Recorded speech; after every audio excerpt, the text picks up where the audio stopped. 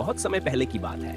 एक घना हरा भरा जंगल था। सुबह का समय था। सूरज की हल्की हल्की किरणें पेड़ों के बीच से छनकर जमीन पर गिर रही थी। चारों तरफ शांति थी। बस पक्षियों की मीठी चहचहाहट सुनाई दे रही थी। उसी जंगल में एक नदी बहती थी और नदी के किनारे एक नन्ही सी चींटी टहल रही थी। चींटी को प्यास लगी थी। वह पानी पीने के लिए जैसे ही नदी के पास पहुंची, अचानक उसका पैर फिसला और छपाक वह तेज बहती नदी में गिर गई। अब सोचो, इतनी सी छोटी चींटी और सामने तेज बहता पानी। चींटी घबरा गई। वह पानी में हाथ पांव मारने लगी और जोर जोर से चिल्लाई, बचाओ बचाओ, मैं डूब रही हूँ। उसी समय नदी के पास वाले पेड़ पर एक सफेद कबूतर बैठा हुआ था। उसने नीचे देखा और नदी में डूबती हुई चींटी को देख लिया। कबूतर ने सोचा, अगर मैंने अभी मदद नहीं की तो ये नन्ही चींटी डूब जाएगी। उसने बिना समय गंवाए पेड़ से एक बड़ा पत्ता तोड़ा और उसे नदी में गिरा दिया। चींटी ने जैसे तैसे उस पत्ते को पकड़ लिया। धीरे धीरे पत्ता किनारे की ओर आया और चींटी सुरक्षित जमीन पर पहुंच गई।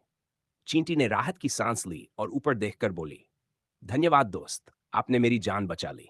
मैं ये एहसान कभी नहीं भूलूंगी। कबूतर मुस्कुराया और बोला, मुसीबत में मदद करना ही सच्ची दोस्ती होती है। अब बच्चों, कहानी यहां खत्म नहीं होती। कुछ दिन बाद वही कबूतर पेड़ की ऊंची डाल पर बैठा आराम कर रहा था। तभी जंगल में एक शिकारी आ गया। उसके हाथ में धनुष और तीर था। शिकारी ने कबूतर को देखा और धीरे धीरे उस पर निशाना साध लिया। नीचे जमीन पर वही नन्ही चींटी घूम रही थी। उसकी नजर शिकारी पर पड़ी और फिर कबूतर पर। चींटी सब समझ गई। उसने मन ही मन कहा, आज मेरी बारी है। जिसने मेरी जान बचाई थी, आज मैं उसकी जान बचाऊंगी। चींटी तेजी से शिकारी की ओर बढ़ी। वह उसके पैरों तक पहुंची और चुपचाप उसके पैर पर चढ़ गई। जैसे ही शिकारी ने तीर छोड़ने के लिए धनुष खींचा, चींटी ने जोर से उसके पैर को काट लिया। आह! शिकारी जोर से चिल्लाया। उसका हाथ कांप गया और निशाना चूक गया।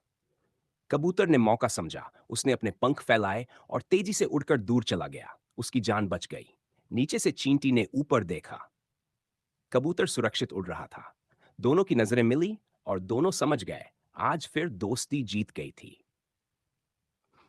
कोई भी छोटा या कमजोर नहीं होता। नेकी और मदद कभी बेकार नहीं जाती।